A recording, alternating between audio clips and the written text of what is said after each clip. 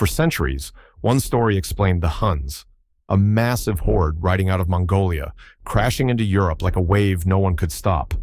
Roman writers described them as almost inhuman, something that erupted from the edge of the known world. Historians accepted this for nearly 200 years. It felt obvious. It felt complete. But here is the thing about stories that feel too clean. They are usually hiding something. Because scientists recently pulled DNA from ancient graves across Eurasia, and what they found did not just challenge the old theory, it made it impossible to defend. And the truth they uncovered changes everything we thought we knew about one of history's most feared peoples. When the Huns first appeared on Rome's frontier in the late 4th century, they did not arrive quietly. They detonated the political order of Europe. These Gothic tribes fled in terror. Roman defenses buckled under the pressure. Refugees poured across borders by the thousands. The map of Europe began shifting in real time. To the Romans, the Huns were not just enemies, they were something else entirely. Writers described them with exaggerated features, strange customs, and an almost supernatural savagery. They were not just foreign, they were portrayed as something other than human.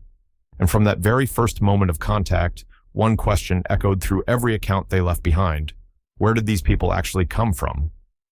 The answer scholars landed on seemed to fit perfectly, but it was built on a serious gap no one wanted to talk about. Centuries after the Huns vanished, scholars looked east for answers. But they noticed strong similarities between the Huns and an earlier nomadic empire recorded in Chinese sources, the Xiongnu, a powerful confederation that had once dominated the Mongolian steppe. The connection looked almost too good. Skilled horsemen, mounted archers, nomadic confederations that ruled through fear and mobility. The pieces seemed to fit together naturally. So the theory hardened into fact. The Huns were descendants of the Xiongnu, pushing westward across Eurasia in a delayed but massive migration. It became one of those historical ideas that feels so right it stops being questioned. Historians repeated it, textbooks printed it, and for nearly 2 centuries, almost no one pushed back. But there was always a problem hiding inside that theory, a silence no one could explain away. Here is what the Xiongnu theory never resolved. See, nearly 300 years separated the collapse of the Xiongnu Empire and the first recorded appearance of the Huns in Europe, 3 centuries.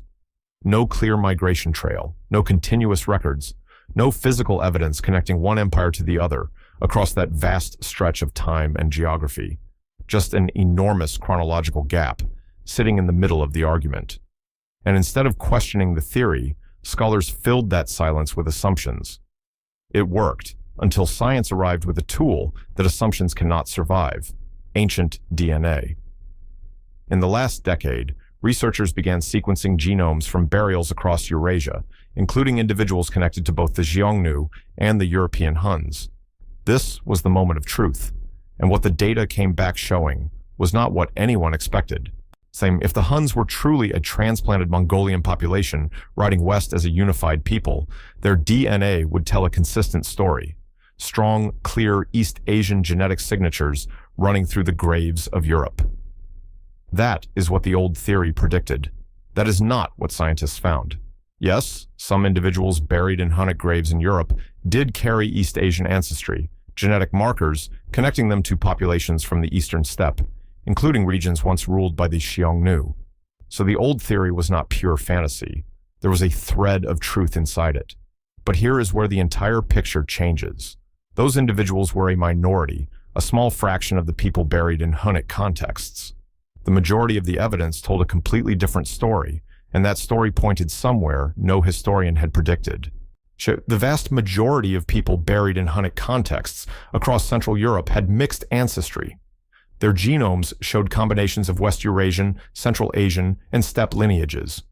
Many were genetically closer to local European populations than to anyone from Mongolia. This was not a single migrating nation. It was not a uniform ethnic group sweeping across Eurasia with shared blood and a shared homeland. It was something far more fluid. A confederation, a moving alliance of different peoples drawn together by power, opportunity, and survival. As they moved west, the Huns did not replace local populations. They absorbed them. They forged alliances. They intermarried. They expanded like a growing network, not a marching army. And the deeper scientists looked, the more the idea of a pure Hun people fell apart completely. But the most surprising discovery was still coming.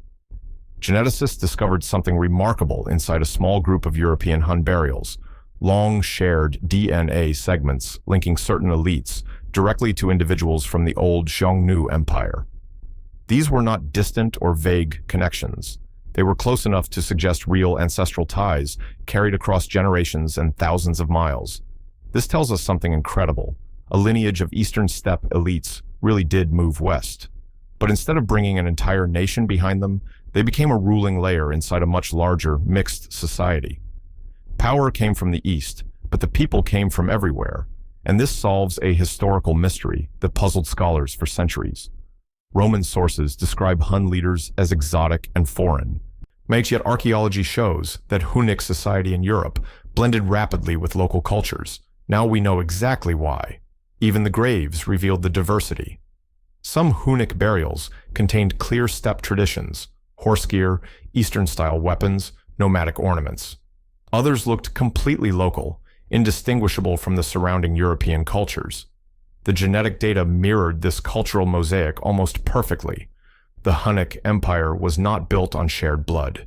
It was built on shared allegiance. Leaders like Attila acted as the gravitational center of a vast political network.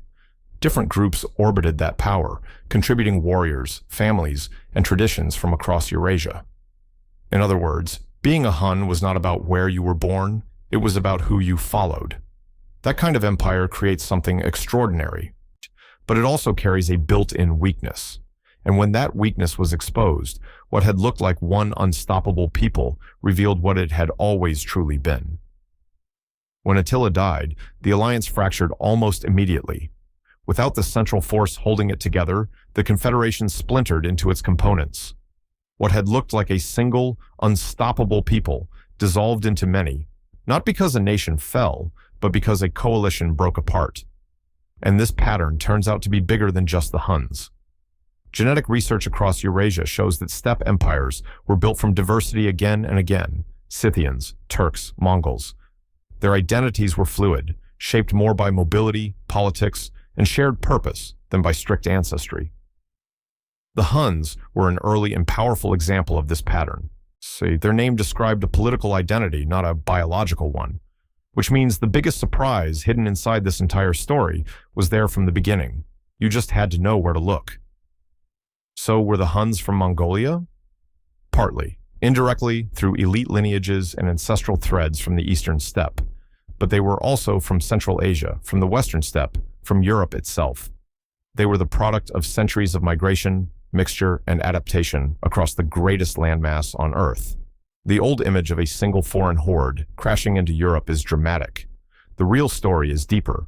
It is about how identities form in motion, how cultures grow through contact, how history is shaped not by isolated peoples, but by vast human networks stretching across continents. In the Huns' DNA, we can finally see what ancient writers never could. They were not just invaders from one distant homeland. They were a living bridge between East and West. And that changes the entire story.